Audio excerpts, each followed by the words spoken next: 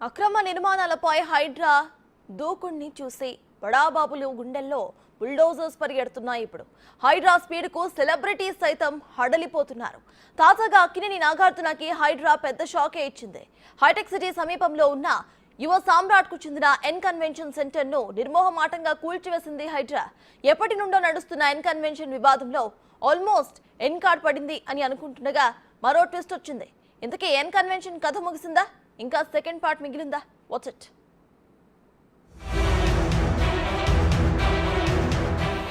Hydraa speed కు షాక్ అయిన యువ సామ్రాట్. కనీసం మాటైనా చెప్పలేదని ట్వీట్. ఎవరైనా తగ్గేదేలే అంటోన్న అధికారులు. ఎన్ కన్వెన్షన్ వివాదంలో సంచలన ట్విస్టులు. హైదరాబాద్ లోని లేక్లు రాక్ల సమక్షంలో భాగంగా Hyderabad disaster response and assets monitoring and protection short కట్లు హైడ్రా హై స్పీడ్ తో ముందుకెడుతోంది. పార్టీలు ప్రముఖులు అన్న తేడా లేకుండా అక్రమ నిర్మాణాలు ఏవైనా తగ్గేదేలే అంటూ దూకుడు పెంచుతోంది. రంగంలోకి దిగిన వెంటనే కేటీఆర్ కు చెందినదిగా భావిస్తున్న జన్వాడ ఫామ్ హౌస్ అక్రమమంటూ కూల్చివేయటానికి రంగం సిద్ధం కాగా, తాజాగా తెలుగు అగ్ర హీరో అక్కినేని నాగార్జునకు చెందిన ఎన్ కన్వెన్షన్ ను టార్గెట్ చేసింది. దానిపైన ఎప్పటి నుండో ఫిర్యాదులు ఉండడంతో ఇప్పుడు ది ఎన్ చెప్పాలని అనుకుంది.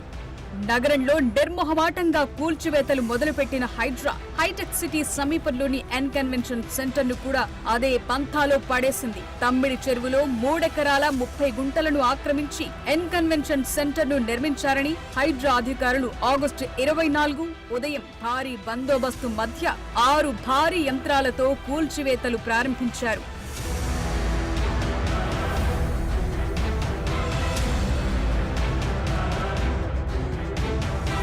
హైదరాబాద్ లో ఉంటున్న వారికి ఎన్ కన్వెన్షన్ సుపరిచితమే. హీరో నాగార్జున, నల్లప్రీతం రెడ్డి ఇద్దరు కలిసి N3 ఎంటర్ప్రైజెస్ పేరుతో ఈ కన్వెన్షన్ సెంటర్ ను నిర్మించారు. 2015 సంవత్సరంలో తమ్మిడి చెరువును ఆనుకుని ఉన్న మొత్తం 10 ఎకరాల్లో ఎన్ కన్వెన్షన్ నిర్మాణం జరిగింది. అయితే మాదాపూర్ పరిధిలోని తమ్మిడి చెరువులో దాదాపు 3 ఎకరాల 30 గుంటల చెరువును ఆక్రమించి ఎన్ కన్వెన్షన్ ను నిర్మించారనేది ప్రధాన ఆరోపణ.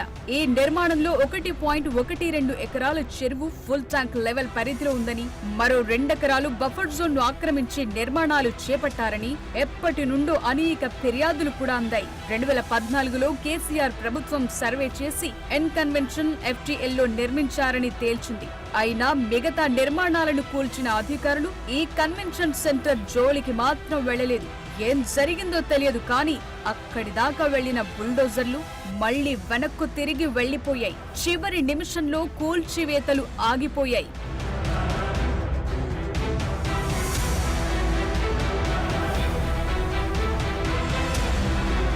అప్పటి నుంచి ఇప్పటి వరకు ఏ ప్రభుత్వ అధికారి దాని జోలికి పోలేదు. అయితే టాప్ సెలబ్రిటీ నాగార్జునకు చెందిన నిర్మాణం కావటంతో అధికారులు కూల్చివేత వంటి సీరియస్ నిర్ణయాలు తీసుకుంటారా అనే సందేహాలు అందరిలోనూ మెదలగా, రాజకీయ నాయకులు, సెలబ్రిటీలు ఎవ్వరిని వదిలిపెట్టేది లేదని హైడ్రా కమిషనర్ ఏవి రంగనాథ్ ముందు నుండే చెప్తూ వచ్చారు. గ్రేటర్ పరిధిలోని 2500 చదరపు కిలోమీటర్ల పరిధిలో చెరువులు, కుంటలను ఆక్రమించి చేసిన నిర్మాణాలను, ప్రభుత్వ భూముల్లో చేసిన అక్రమ నిర్మాణాలను నిర్దాక్షిణ్యంగా కూల్చివేస్తామని చెప్పారు. ఈ క్రమంలోనే తమ్మిడికుంట చెరువును ఆక్రమించి 3 ఎకరాల్లో ఎన్ కన్వెన్షన్ ను నిర్మించారని జనం కోసం అనే సంస్థ హైడ్రా కమిషనర్ కు ఫిర్యాదు చేస్తూ పక్కా ఆధారాలు సమర్పించింది. అలాగే మంత్రి కోమటిరెడ్డి వెంకటరెడ్డి కూడా అన్ని ఆధారాలతో ఎన్ కన్వెన్షన్ అక్రమ నిర్మాణమని ఫిర్యాదు చేశారు. ఈ నేపథ్యంలో అధికారులు ఈ చర్యలు చేపట్టినట్లు తెలుస్తోంది.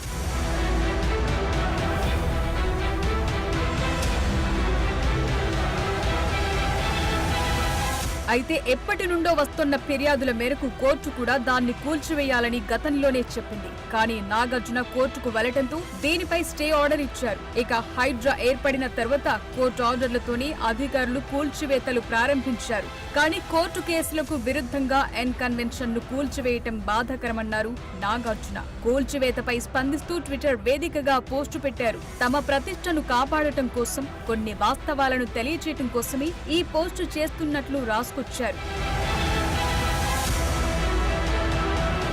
ఎన్ కన్వెన్షన్ భూమి పట్టా భూమి అని, ఒక్క అంగుళం ట్యాంక్ ప్లాన్ కూడా ఆక్రమణకు గురికాలేదని ట్వీట్ లో పేర్కొన్నారు. ప్రైవేట్ స్థలంలో నిర్మించిన భవనం ఇది. కూల్చివేత కోసం గతంలో ఇచ్చిన అక్రమ నోటీస్ పై స్టే కూడా మంజూరు చేశారని అన్నారు. ఈ కూల్చివేత తప్పుడు సమాచారంతో చట్టవిరుద్ధంగా జరిగిందన్నారు. కూల్చివేతకు ముందు ఎలాంటి నోటీస్ జారీ చేయలేదని, కేసు కోర్టులో ఉన్నప్పుడు ఇలా చేయటం సరికాదని, చట్టాన్ని గౌరవించే పౌరుడిగా కోర్టు వ్యతిరేకంగా తీర్పునిస్తే తానే కూల్చివేత నిర్వహించేవాణ్ణన్నారు.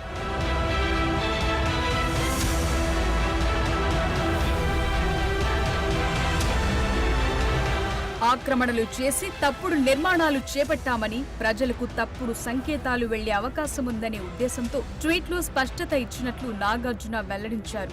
అధికారులు చేసిన చట్టవిరుద్ధ చర్యలకు వ్యతిరేకంగా న్యాయస్థానాన్ని ఆశ్రయిస్తామన్న నాగార్జున మరోసారి హైకోర్టుకు వెళ్లారు. దీంతో కూల్చివేతలను ఆపాలని హైకోర్టు మరోసారి స్టే ఆర్డర్ ఇచ్చింది. దీంతో ఎండ్ కార్డ్ పడుతుందనుకున్న వివాదంలో పెద్ద ట్విస్ట్ వచ్చింది.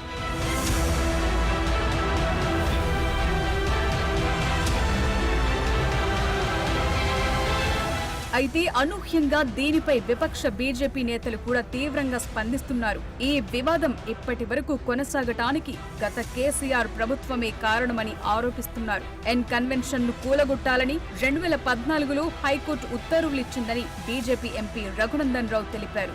అయినా 10 ఏళ్ల పాటు అధికారంలో ఉన్న బీఆర్ఎస్ ఎన్ కన్వెన్షన్ ను కూలగొట్టలేదని మండిపడ్డారు. చెరువులు కబ్జా చేశారని 10 ఏళ్లు అధికారంలో ఉన్న కేటీఆర్ కు తెలియదా అని ప్రశ్నించారు. నాడు పురపాలక మంత్రిగా ఉన్న కేటీఆర్ చేసినన్ని తప్పులు ఎవ్వరూ చేయలేదని, అందులో భాగమే ఈ ఎన్ కన్వెన్షన్ వివాదమని దుయ్యబట్టారు.